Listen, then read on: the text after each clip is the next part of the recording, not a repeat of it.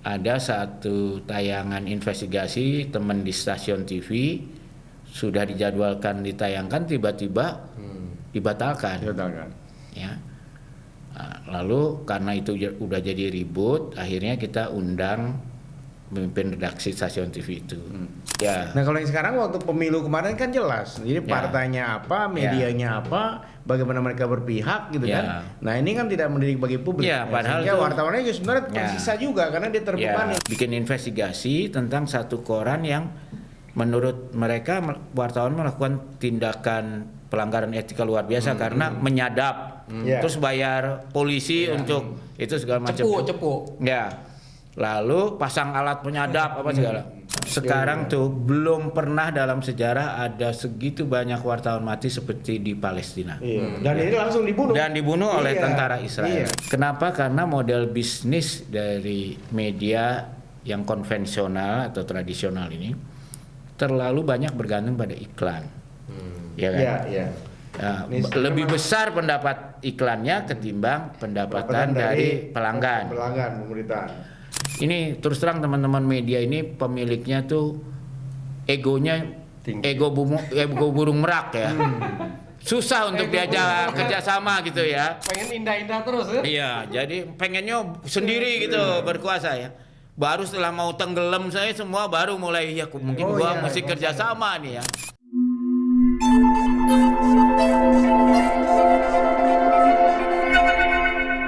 Bismillahirrahmanirrahim. Assalamualaikum warahmatullahi wabarakatuh. Waalaikumsalam warahmatullahi wabarakatuh. Selamat siang sahabat LPDS Circle. Siang ini kita kedatangan tamu sangat istimewa. Lembaga Pers Dr. Sutomo, Pusat Pelatihan Pendidikan Jurnalistik Profesional, kedatangan Pak BHM. Mau tahu nggak BHM? Bambang Harimurti. Ya, pasti kenal dong dengan namanya inisial BHM. Ya, Mas Bambang. Ya, Bang Lai. Yes, Mas Bambang apa kabar? Baik. Ini dibilang apa istimewa pakai telur dua atau Telur dua nih.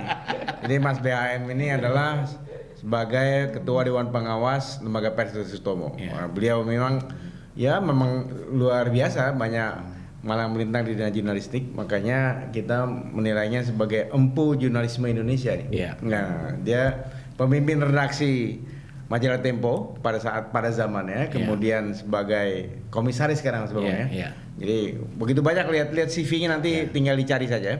Pokoknya banyak lah di Google. Dan yang kita akan fokus bicara mengenai apa untuk ini kepada Mas. Jadi BHM. hari ini kita akan bicara tentang Hari Pers Internasional. Itu akan jatuh tanggal 3 Mei. 2 hari lagi kan sebenarnya, hari Kamis. Hari Jumat. Hari Jumat. Nah, kita akan bicara tentang kemerdekaan pers sedunia. Kita akan lihat dari luar bagaimana media di luar, bagaimana tantangannya bagi jurnalis, termasuk model bisnis media di luar bagaimana, dan bagaimana juga tantangan jurnalis di dalam negeri dan model bisnis media di Indonesia yang seharusnya seperti apa. Dan tidak lupa kita akan bicara tentang publisher right yang baru saja diketok, disahkan oleh pas 9 Februari kemarin oleh Presiden Jokowi. Jadi temanya apa Mas untuk Hari Pers Internasional ini? Soal kebebasan pers internasional.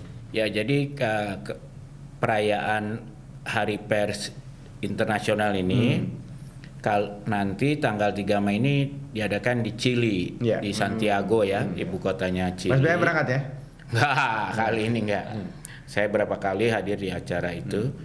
Bahkan tahun 2017 Dewan Pers kan yang jadi tuan rumah di Jakarta ya. Nah, di kali ini disebutnya ini Press for the World Climate atau Environment. Jadi fokusnya adalah jurnalisme untuk mencegah lah terjadinya perubahan iklim yang ekstrim ini. Dan itu dianggap memang topik untuk menyelamatkan bukan satu negara tapi satu dunia ya. Dan memang udah kerasa di mana-mana ya. Kemarin di Thailand aja sampai sekolah harus diliburkan di Bangkok dan karena terlalu panas. Yang belum pernah terjadi sebelumnya. Kemudian badai mulai ada di mana-mana ya. Iya. Jakarta aja makin terasa. Iya, mulai ada angin puting beliung juga kan di beberapa tempat ya. Nah, masalah seperti ini tuh kan ibaratnya seperti kalau dalam peribahasa kodok dalam air yang pelan-pelan panas tuh suka nggak sadar. Sampai tahu-tahu udah keburu mateng dia sebelum bisa loncat. Nah, pers itu penting perannya di sini karena menyadarkan orang yang tidak sadar. Dan saya juga merasakan kemarin saya ada acara ke Lembang.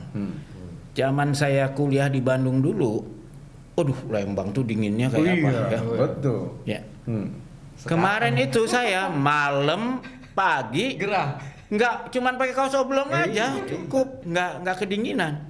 Dulu kita apalagi di Bandung. Dulu waktu saya kuliah di Bandung, siang aja saya pakai jaket.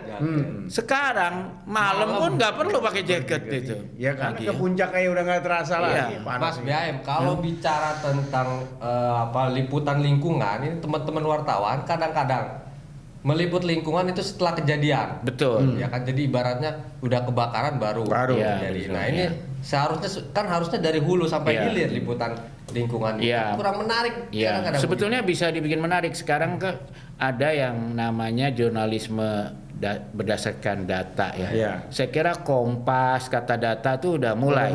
Ya, saya kira di bawah kebetulan kakak adik itu pemretnya ya kan. Kata Data Bung Meta, kalau Kompas Bung Suta. Jadi mereka lihat data berapa tahun ke belakang, baru dibikin dengan grafik jadi menarik. Ternyata bisa dibuat jadi menarik, dan itu juga sekarang saya kira nanti akan dilakukan di Santiago, semacam ilmu-ilmu bagaimana masalah perubahan cuaca yang kelihatannya kurang dramatis dengan ukuran kurang seksi lah kalau dengan ukuran zaman pos kota dulu kurang seksi bisa dibikin jadi menarik gitu. Iya benar, jurnalisme data itu menjadi penting. Dan tapi Mas, yang paling penting adalah pendidikan bagi wartawannya. Betul. Nah ini yang kita kurang ya, karena misalnya kita kan selama ini uji kompetensi wartawan saja nggak detail, nggak spesifik seperti itu. Nah, LPDS itu sudah siap sebenarnya kalau mau spesifik seperti itu soal lingkungan misalnya, karena kita punya. LPDS harusnya sangat siap karena LPDS pernah mengerjakan program dibantu dana dari Norway. Itu melatih wartawan perubahan iklim dari Sabang sampai Merauke. Lebih dari 500 wartawan seluruh Indonesia sudah pernah dilatih. Karena memang Indonesia ini penting. Bahkan kota yang pertama kali di dunia melewati satu indikasi itu adanya di Papua, di Indonesia. Mas BAM, saya potong sebentar bicara soal liputan jurnalistik lingkungan. Ini kita sudah pernah podcast dengan suhunya di sini. Pak Warif Wijaya. Beliau empunya lah itu. Nanti kawan-kawan silakan buka channel YouTube kita, jurnalistik lingkungan dan tantangannya. Di situ Pak Warif menjelaskan tentang climate reporting.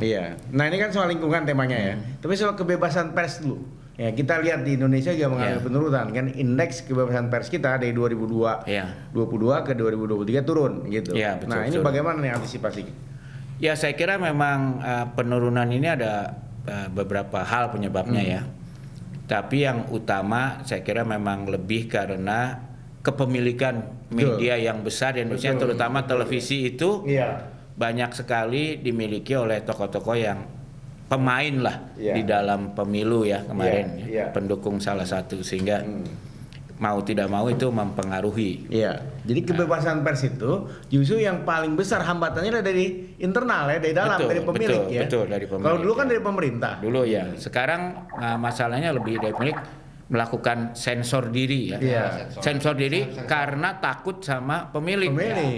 Padahal sebetulnya secara hukum Undang-Undang Pers itu mengatakan bahwa pemilik pun kalau melakukan ini bisa dipenjara sampai 2 tahun. Betul. Kalau berani laporin kan. Nah, Dewan Pers gimana tuh kalau begitu sikapnya mestinya? Dewan Pers masalah Dewan Pers itu begini. Dewan Pers itu kalau dilaporin pasti akan bertindak. Masalahnya tuh jarang yang berani lapor dari teman-teman wartawan sendiri.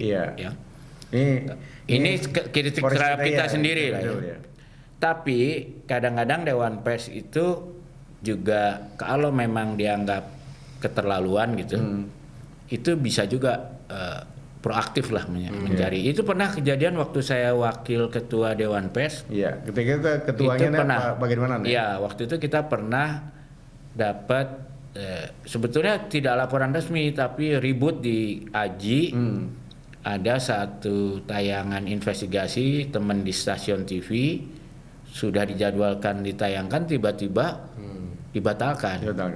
Ya. Nah, lalu karena itu udah jadi ribut, akhirnya kita undang pemimpin redaksi stasiun TV itu. Kami tanya, dia datang, kami tanya, kenapa nggak jadi ditayangkan? Oh, tapi sang pemret ini bilang, wah saya nggak bisa jawab itu. Waduh, susah ya. Akhirnya saya pikir harus kita tanya bentuk lain. Oke, kalau gitu gini pertanyaan saya. Apakah materinya sebetulnya secara kode etik sudah siap tayang? Oh, sudah siap. Nggak ada masalah berarti kan? Jadi bukan masalah kesiap tayangan, tidak. Oh, kalau gitu kenapa? Wah, saya nggak bisa jawab. Akhirnya tapi kita tahu kan? Akhirnya kita cari tahu.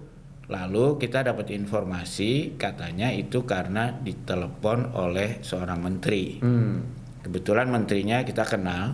Nah, kami telepon, dia bantah, bilang boleh nggak kalau datang ke Dewan Pers? Oh boleh, datang dia ke Dewan Pers. Dia datang, dia nyatakan tidak benar, saya tidak pernah minta tayangan itu dibatalkan. Karena itu tayangan ini kan kebetulan tentang seks di balik jeruji besi itu di penjara. Oh gitu ya, iya. Jadi saya boleh ini on the record ya bilang jawabnya. Saya tidak pernah. Wah, kalau menterinya bukan nelpon, pemretnya bilang siap tayang, siapa ini kan? Akhirnya, tapi ini ya kebetulan kenal juga. Akhirnya kebetulan pemiliknya saya kenal, jadi saya telepon. Saya bilang kita nih teman, tapi karena saya di Dewan Pers, saya mengingatkan aja bahwa apa yang dilakukan itu Anda bisa dipidana masuk penjara 2 tahun. Iya.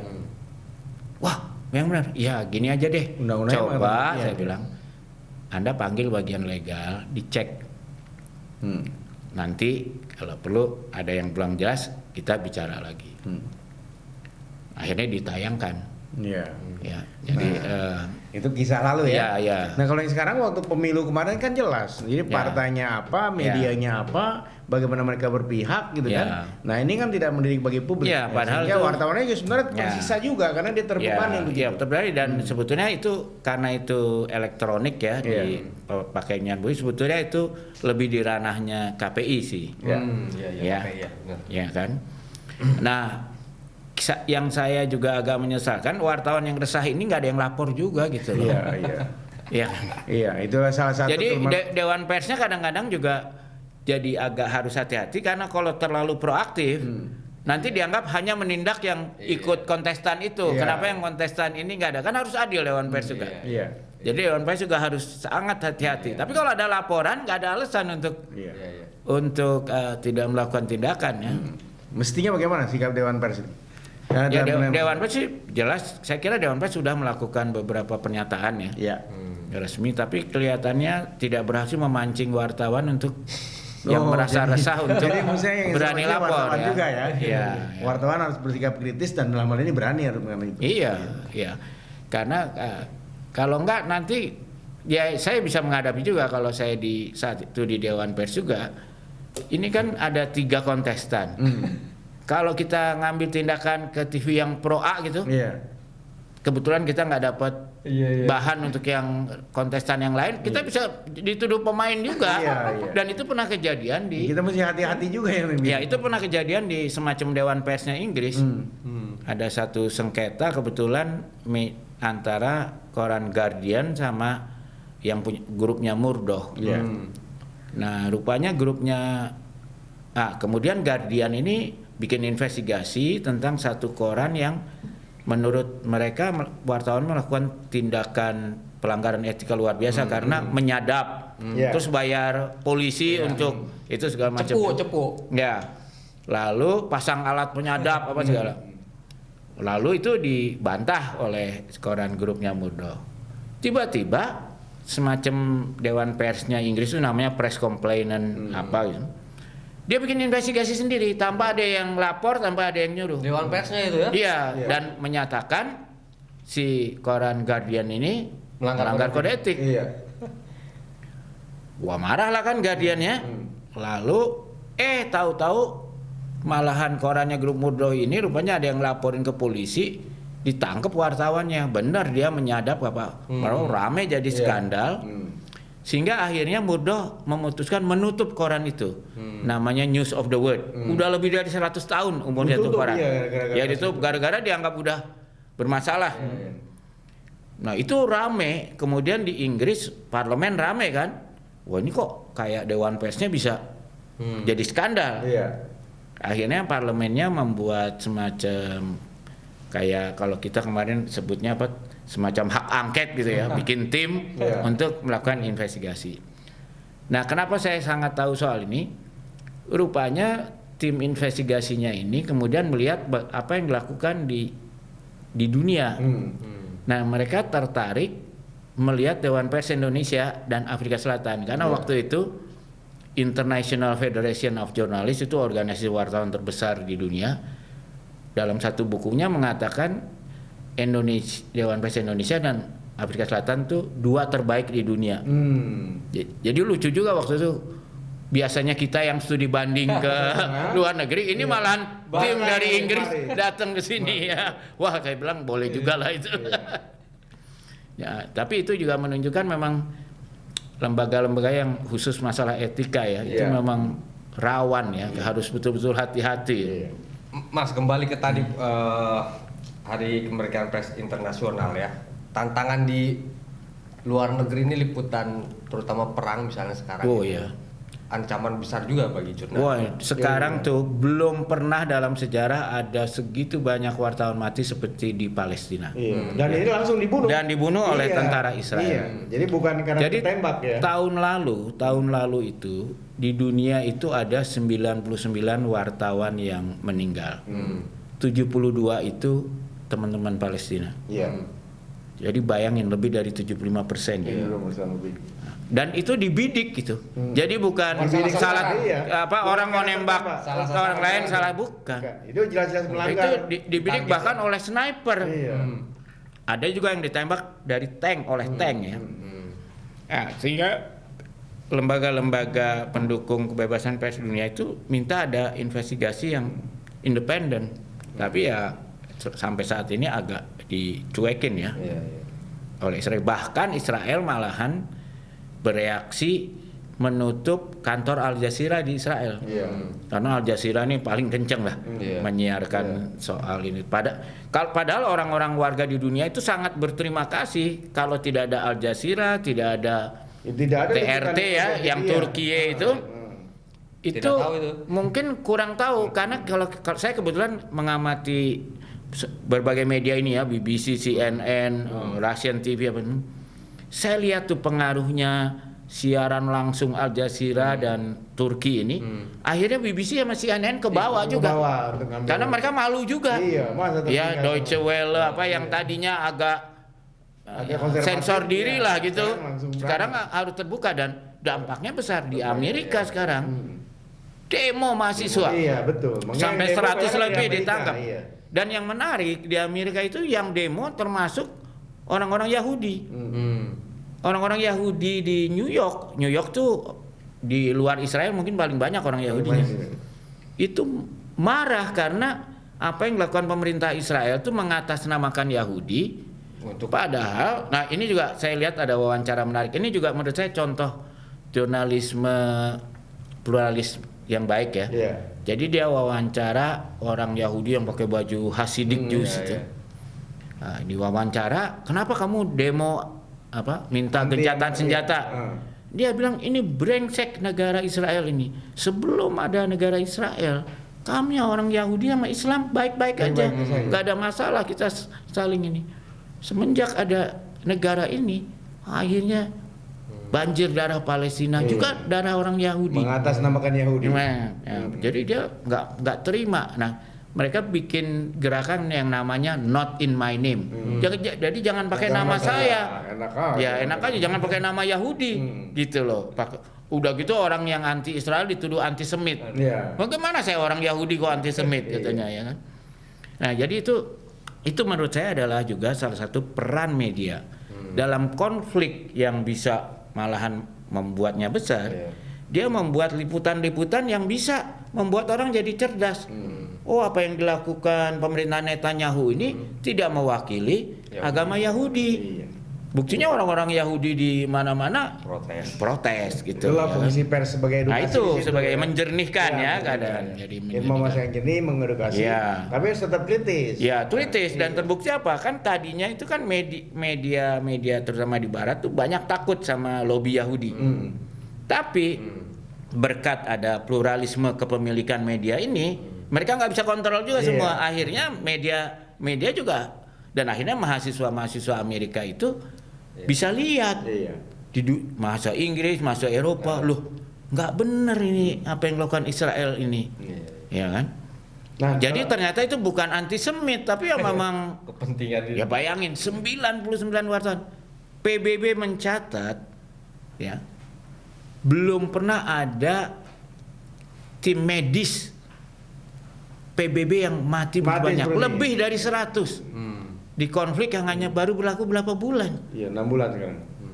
Ya, dibom. Jadi ini benar-benar sehingga sekarang ada gerakan sehingga sekarang Netanyahu sedang diinvestigasi oleh Criminal Court bahwa dia mungkin pelaku kejahatan perang. Ya. Jadi bukan tidak mungkin kalau nanti hasilnya memang positif, kalau dia berani keluar dari Israel, dia bisa ditangkap.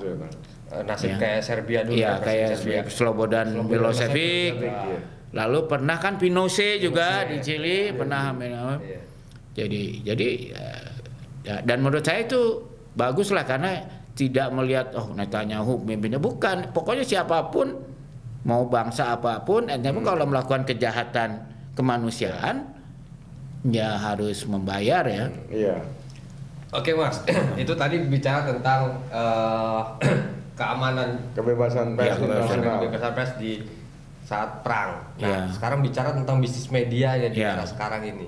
Kalau di luar negeri dan bandingan di Indonesia ini seperti apa sebenarnya harusnya? Ya sebetulnya media kemerdekaan pers itu dapat ancaman tadi kan disebut oleh Bung Nadia itu masalah internal ya. Jadi kalau Ibu Sri Mulyani itu bilang model bisnis media yang selama ini membuat media cukup kuat dan cukup bebas, ternyata akibat adanya platform tidak lagi berjalan baik sehingga banyak yang mengalami kesulitan. Kenapa? Karena model bisnis dari media yang konvensional atau tradisional ini terlalu banyak bergantung pada iklan. Ya kan? Lebih besar pendapat iklannya ketimbang pendapatan dari pelanggan pemerintahan.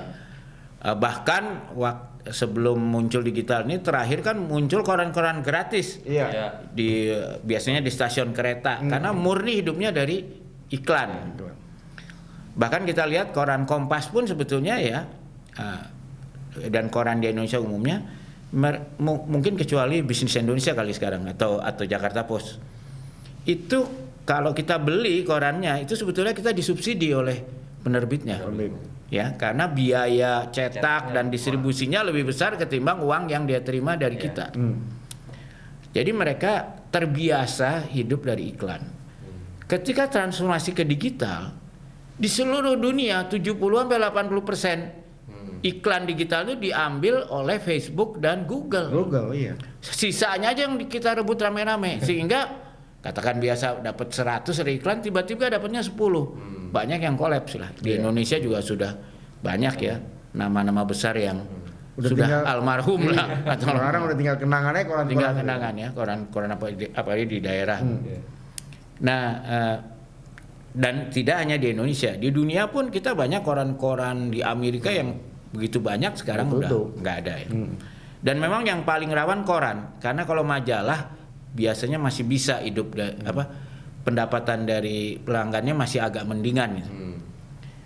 Nah, tapi tentu juga bermasalah, sehingga kita kemudian melihat siapa yang berhasil transformasi dan survive ya. Yang sering disebut itu New York Times. Ternyata berhasil ya kan. Sekarang udah 10 juta lebih pelanggannya. Jadi dia sudah bisa membuat pelanggan bayar dan hidup dari 10 juta lebih pelanggannya gitu. Sehingga iklan juga karena kan kalau pelanggan ada, iklan pasti ikut. Ya ikut otomatis. Iya. Dia akan mengikuti berapa banyak subscriber. Ya kalau ada pelanggan. Nah, jadi New York Times dianggap contoh yang berhasil. Tapi New York Times itu berhasil setelah melalui masa transisi yang cukup panjang, lebih dari 10 tahun. Dan biaya yang cukup besar karena dia harus investasi di bidang teknologinya ya. Bahkan saking besarnya investasi yang kemudian dia pernah terpaksa minjam duit dengan jaminan saham pada orang terkaya di dunia saat itu ya, orang pengusaha Meksiko namanya Carlos Slim. Dan sempat nggak sanggup bayar sehingga sempat sahamnya dipegang oleh Carlos Slim. Tapi belakangan akhirnya dia bisa beli kembali. Nah, dia survive, sekarang udah oke. Tapi rupanya kayak seperti New York Times ini kekecualian. Karena itu tadi dia butuh waktu panjang. Kira-kira bisa berlaku di Indonesia nggak? Saya kira di Indonesia juga bisa berlaku, tapi menurut saya ya ada satu hal yang penting, yaitu kemudahan pelanggan membayar. Bukan karena persoalan masyarakat Indonesia ingin gratisan. Ya, saya kira itu juga ada faktor, tetapi ternyata pendapat itu nggak 100% benar. Buktinya apa? Karena ternyata kitabisa.com itu lumayan berhasil. Jadi kadang-kadang kalau kita ngumpulin donor, ya dengan kitabisa.com itu lumayan ada hasilnya. Karena ada kemudahan dalam pembayaran. Atau tapi kan di sisi lain ada dua sebenarnya, kemudahan dalam jumlah kecil. Nah, saya lihat juga mungkin teman-teman ada yang tahu namanya Karya Karsa.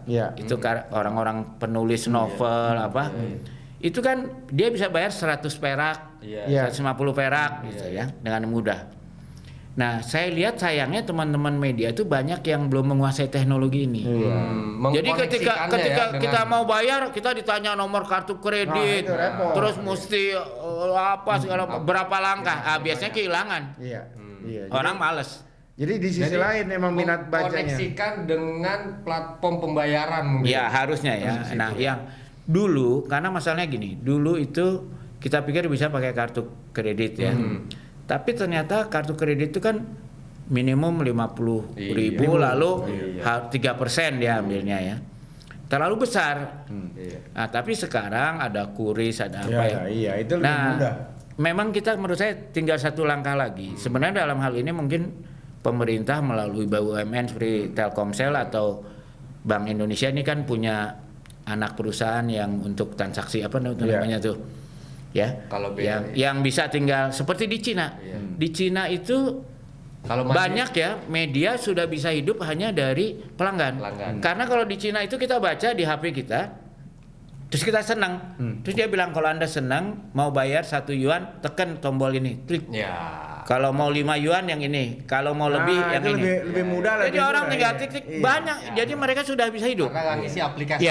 Dan menurut saya di Indonesia pun mestinya dibayar. Karena saya dapat laporan dari pengelola Karya Karsa. Itu ada seorang penulis semacam silat kayak Kopingho gitu.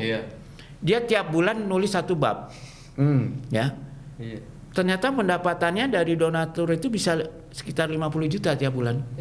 Betul Mas. Itu novel-novel itu banyak novel di Facebook yang bayarnya per halaman. Memang murah meriah. Tapi kalau konsisten tuh lumayan. Bayarnya gampang. Dan itu bisa diterapkan ditiru di media. Jadi kebanyakan itu sayangnya media kita terutama yang kecil dan menengah ya. Mereka nggak punya orang teknologi.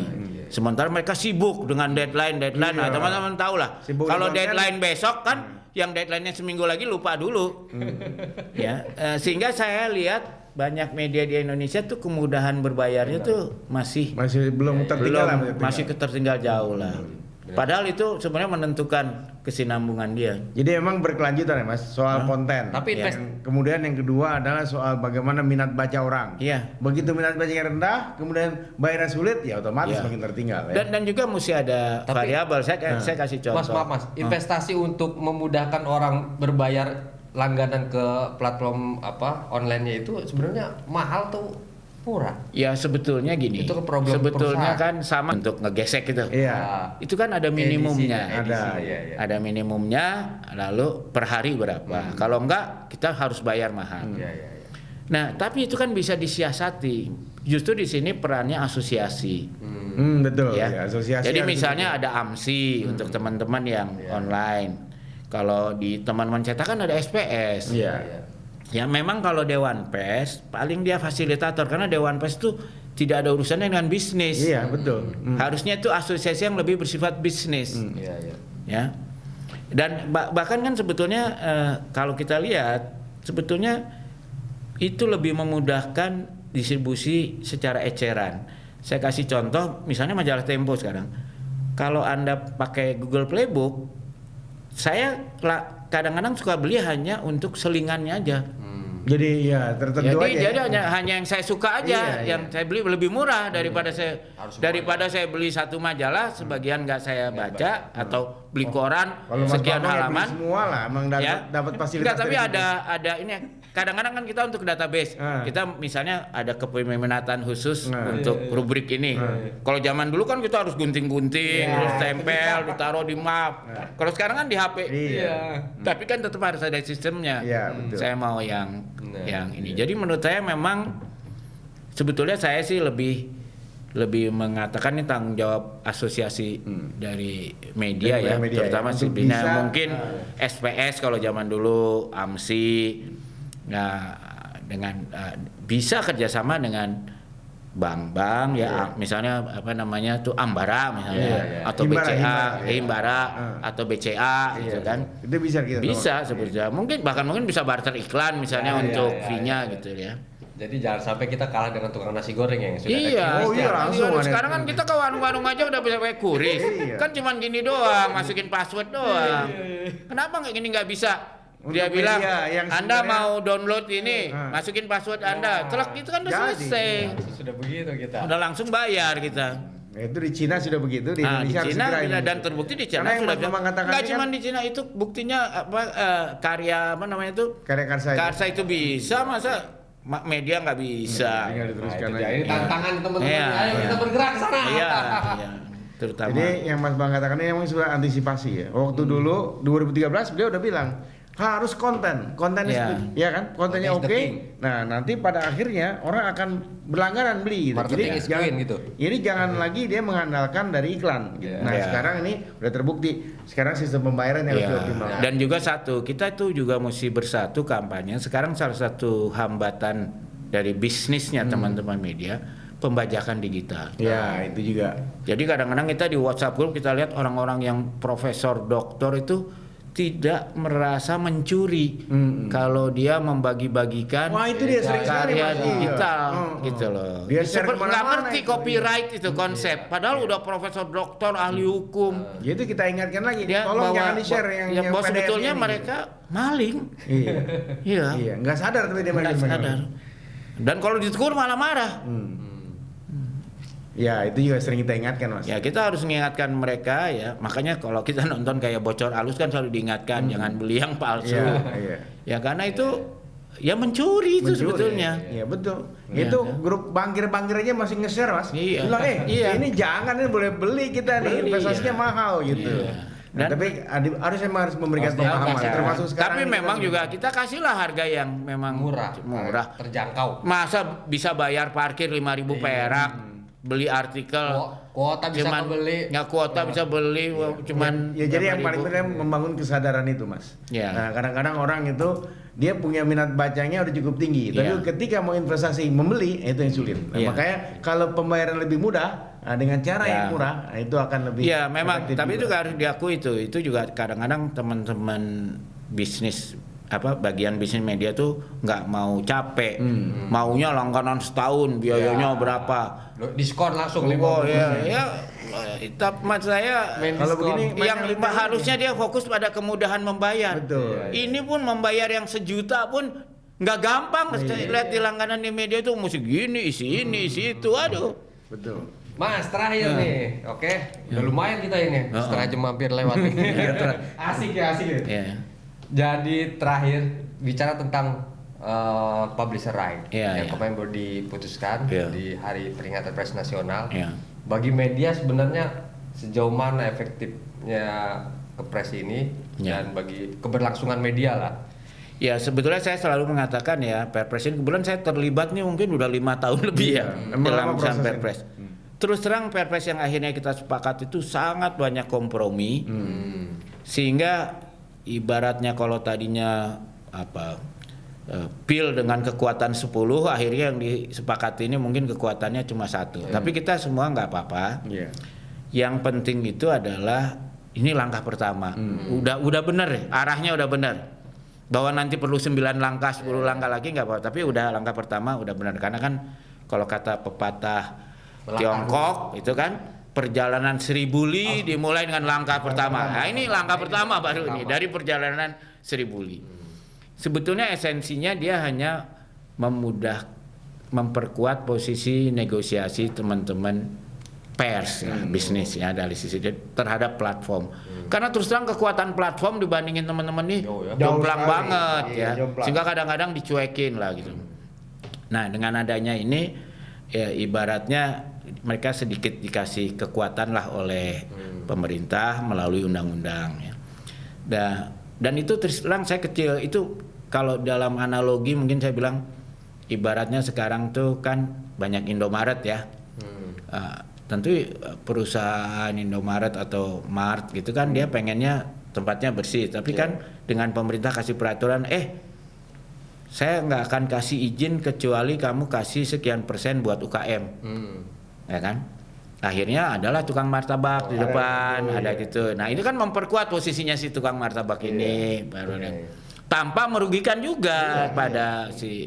Jadi karena dia bukan pesaingnya. Bukan pesaingnya, dia malahan bisa membantu menarik orang yang mau beli martabak. Kalian deh beli yang lain gitu kan. Bukan kasus UMK apa, 24 jam malah dilarang ya. Mestinya saya terus terang udah hampir frustrasi lah ya. Ini terus terang teman-teman media ini pemiliknya tuh egonya ego burung merak ya. Susah untuk diajak kerjasama gitu ya. Pengen indah-indah terus ya? Iya, jadi pengennya sendiri gitu berkuasa ya. Baru setelah mau tenggelam saya semua baru mulai mungkin gua mesti kerjasama nih ya. Jadi kita kumpulin, saya sampai mengingatkan begini. Teman-teman ya, ingat nih, sebenarnya posisi kalian ini sama seperti posisi kerajaan-kerajaan kecil Indonesia saat VOC datang Belanda, ya kan? VOC itu kan bukan menjajah pakai tentara semua ditaklukin kayak Rusia masuk, enggak. Dia bikin kontrak kok sama Kesultanan Solo, bikin kontrak Kesultanan Jogja. Ada lebih dari 200-an kontrak. Yang dagang bener deh, bisnis dagang, bisnis saja dagang. Dia cari rempah-rempah. Dan dia pun nggak nanam rempah-rempah itu. Dia cuma menguasai perdagangannya aja ke luar negeri. Dia monopoli perdagangannya ke luar negeri. Jadi dia nggak keluarin modal nanam. Bahkan dia ngaduk-ngaduk tuh suruh kesultanan sehingga banyak kesultanan yang ngasih rempah-rempah itu hampir gratis asal dia diproteksi, iya kan? Bahkan dia bisa membuat Sultan Banten anaknya nangkep bapaknya, bayangin, iya kan? Betul. Karena si bapaknya ini nggak mau kerjasama sama dia, akhirnya dia pakai orang dibujuk-bujuk anaknya, lu kapan berkuasa? Kalau lu mau berkuasa kulingin ayahnya, nah kerjasama sama saya nanti saya bantu. Akhirnya ayahnya dipenjara sama dia. Itu Wirogunan itunya banyak. Gitu. Nah sekarang teknik yang sama tuh dilakukan oleh Google, Facebook, seperti VOC. Mereka bukan jahat, mereka pebisnis saja gitu, mau cari untung gede. Nah kita tuh jangan bodoh kayak dulu aja gitu loh. Saya bilang sebetulnya kita tuh kalau kata Bill Gates tuh harus punya ilmu yang namanya co-opetition atau kadang-kadang disebut juga frenemy. Jadi kita tuh dalam berelasi itu bisa berkompetisi tapi sekaligus sebagai teman biasa. Ya, hanya kita harus tahu menempatkan diri kapan kita berteman, kapan kita berkompetisi. Dan saya bilang ini bukan soal baru. Dulu nenek moyang kita pembatik, dia dulu lebih pintar. Dia lihat kita bahan bakunya kan kain mori. Kalau kita beli sendiri-sendiri, dimahalin, ya kan? Tapi kalau kita gabung, kita beli langsung dari pabriknya, harganya murah. Dapat diskon ya. Jadi kita dapat harga mori yang murah. Nanti kita berkompetisi soal desainnya kan. Tapi kan let's say kalau harganya misalnya morinya 100, harga desainnya 400, kan 500. Tiba-tiba kita bisa bikin harganya 50. Kan konsumen ikut untung. Kita jual 450, kita nggak rugi. Nggak rugi, betul. Iya kan? Jadi kuncinya sebenarnya kekompakan dari kekompakan. media. Nah, jadi itu yang susah itu. Yang susah. Jadi ini kalau menonton acara ini teman-teman media, tolonglah kita identifikasi di mana kita bisa kerjasama tuh kerjasama benar. Emang nggak bisa ada waktunya kerjasama. Dan di era digital itu ada satu kata kunci namanya jaringan. Kalau Anda nggak bikin jaringan, Anda lewat. Makin banyak jaringan Anda makin besar. Kuat, makin bagus. Jadi saya kasih contoh. Saya kan dulu pernah punya koran di luar Jakarta di Makassar. Saya baru nyari iklan di perusahaan yang sama. Misalnya kita ada iklan Telkomsel di Makassar. Itu jatah cabang Makassar itu kecil banget dibandingin Jakarta. Betul itu Mas, saya mengalami. Jadi daripada kita punya orang iklan di sana cuma dapat kecil, mendingan orang iklannya di Jakarta. Betul. Cari untuk gitu. Nah ini kan juga orang iklannya bisa di-pool harusnya kan. Benar tuh. Daerah nggak ada uang. Tapi begitu uang di Jakarta, kita tarik uang Jakarta ke daerah. Jadi tinggal pilih aja lah teman saya di Makassar siapa yang satu ilmu satu guru Mungkin kalau ini sesama NU, yang di sini sama Muhammadiyah itu bisa kerjasama begitu. Kolaborasi. Berjejaring harus. Memang begitu. Nggak bisa hanya bersaing tapi kita bersinergi Jadi artinya publisher ini sudah langkah awal lebih baik lah Ya saya lihat tuh misalnya Tempo tuh terutama di bawah Beli Komang itu kan investigasi kita misalnya tentang TKI kita di Taiwan. Bayangin kalau kita lakukan sendiri, kirim reporter ke Taiwan, pertama nggak cuma biayanya, nggak bisa bahasa lokal, nggak kenal menteri ini. Akhirnya kita kerjasama sama media sejenis di sana. Jadi yang ketemu menteri di Taiwan, yang ketemu ada orang sana, yang ketemu orang Taiwan di sini, orang kita share. Toh pasarnya beda, dia kan jualan di Taiwan, kita jualan di Indonesia, win-win kan. Dengan biaya yang lebih murah. Dengan biaya jauh lebih murah, efektif, kualitas lebih bagus. Jadi emang ini harus banyak dipikirkan yang kayak gini. Karena belum tentu semua, karena pikirannya fokus ke desain semua nggak kepikiran ini. Pikirannya nggak mau kerjasama karena gua jagoan kan. Nah itu merasa ego itu Mas. Itu menurut saya itu kalau istilah bahasa Inggrisnya dibilang itu penyakit profesi lah ya. Tiap profesi itu ada seniman, wartawan, itu memang cenderung egonya gede-gede lah. Kalau egonya satu, kalau nggak ada ego mungkin sekarang juga nggak itu banyak di ini. Begitu banyak organisasi kan. Kalau di Jerman tuh Mas kan ada yang media menyumbang. Jadi masyarakatnya menyumbang untuk media nanti nulis tentang ini berdasarkan sumbangan dari masyarakat. Nah, apakah bisa seperti itu di Indonesia? Mungkin bisa, tapi akan ada klaim dari masyarakat, wah media dalam tanda petik bayaran atau media kelompok A, kelompok B dan sebagainya. Itu sama sih sebenarnya. Itu kita pernah punya ide seperti itu waktu saya masih di Tempo lalu kita kerjasama sama kitabisa.com. Masyarakat mau diinvestigasi apa sih, berani bayar berapa. Tapi problemnya waktu itu terhambatnya, sebenarnya minatnya ada, terhambatnya itu tadi, waktu itu membayar masih jauh lebih sulit lagi. Jadi kembali kepada metode pembayaran. Kemudahan membayar ini sangat penting. Sangat penting Kalau itu udah jalan, saya kira kalau orang bisa bayar 1.000, 2.000, bahkan kalau karya karsa itu 100, 200 perak. Artinya ada potensi ke sana sekarang sudah lebih dekat. Mungkin bisa bayar dengan pulsa gitu misalnya ya kan. Pokoknya dimudahkan lah pembayaran. Pokoknya mudahkan. Pembayaran dalam jumlah kecil ya. Iya. Dan kita nggak mau sekarang mau naik karena kereta. jangan salah loh, orang Indonesia itu menurut berbagai survei internasional tingkat kemauan untuk bersedekahnya tinggi sekali. Iya betul. Benar itu harus Tinggal mudah aja kan. Iya. Nah, saya kasih contoh. Itu kalau di bank, ada nggak yang suka bank DKI? Kan setiap kita transaksi dia tanya, Anda mau ngasih infak 1.000 perak, klik gitu. Kan itu mudah, kalau kayak gitu pasti lumayan dapatnya. Tapi kalau belanja di minimart gitu kan, ini ada sisa 100 mau disumbangkan atau tidak ada. Enggak ada. Sekarang kan kalau menurut saya masalahnya gini, sumbang untuk apa? Iya. Enggak, kalau tips untuk kadang orang mau tahu. Tips untuk para driver itu di Gojek ya, di Gokar. Kan bisa kelihatan. 1.000, 5.000, 10.000, nah kita tinggal pilih. Kalau tinggal klik itu lumayan pasti. Iya, palingnya 1.000 dia mau kasih gitu. Jadi paling murah. Jadi emang kemudahan cara pembayaran. Mungkin media banyak belajar dari sini. Dalam jumlah kecil ya. Iya, jumlah kecil. Ya orang mikir lah kalau suruh keluar 1 juta, tapi kalau keluar 500 perak, 1.000. Orang parkir aja parkir motor aja 2.000. Jadi kesadaran itu dan bagaimana kita menyiapkan mekanisme pembayarannya ya dipermudah. Menarik sekali, tapi kita akan sangat nggak ada habis-habisnya nih kalau kita terusin. Jadi saya kira cukup sampai di sini. Tadi tentang publisher right, kita bicara tentang Hari Pers Internasional, kemudian termasuk model bisnis yang mungkin bisa digunakan oleh perusahaan media saat ini yang kita sudah sangat familiar dengan teknologinya. Bagaimana kita memudahkan pembayaran dari pelanggan ke perusahaan media. Ya, jadi begini lah. Gampang lah kita nih. Ini handphone semua kita udah ada. Mau naik kereta, mau naik busway pasti sudah ada. Udah kan tinggal gini aja. Itu dia. Jadi inilah Bas Bambang Harimurti, berjuang untuk pers hingga mati. Terima kasih. Terima kasih. Ya, terima kasih Nal. Oke, sampai jumpa di episode yang akan datang.